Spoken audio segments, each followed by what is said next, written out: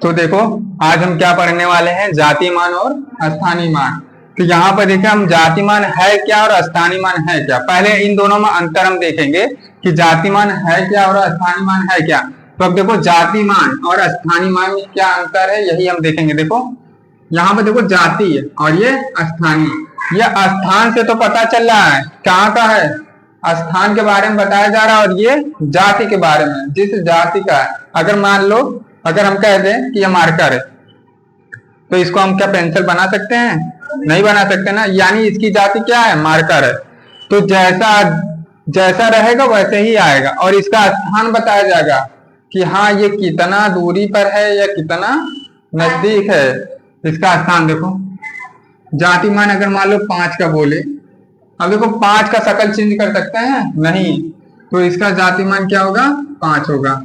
अगर मान लो कोई संख्या दे दी जैसे 4 5 6 7, अब बोलेगा इसमें 5 का जाति मान यानी फेस वैल्यू, जैसा फेस वैसा फेस, 5 का जाति मान 5, यानी कोई चेंजेस नहीं होंगे, जैसे कि तैसे उतार देंगे यहाँ पर। लेकिन स्थानीय मान में उसके स्थान के बारे में बताया जाता है। जैसे मान लो ये 5 है, 5 तो अभी अकेला है, अकेला का मतलब इकाई पर है, तो इसको क्या करते हैं, 5 गुणे 1 बराबर इसको 5 लिखते हैं।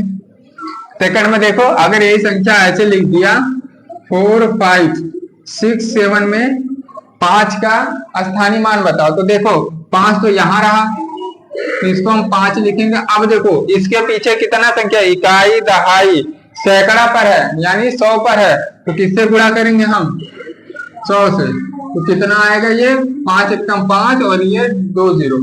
अब देखो जाति मान तो 5 आया था और स्थानीय मान कितना आया, 500।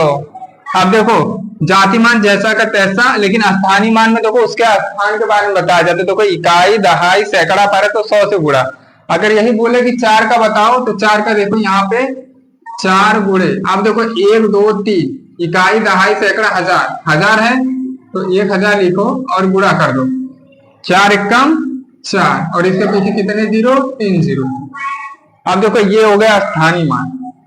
अगर ये बोले 6 का निकालो, तो देखो 6 इकाई दहाई पर, दहाई का मतलब 10, तो 6 कम 6 और 1 0। अब देखो 7 का अभी यहाँ पे जैसे बताए थे ना, तो 7 गुणे इकाई पर है तो 1 से, 7 एकम 7।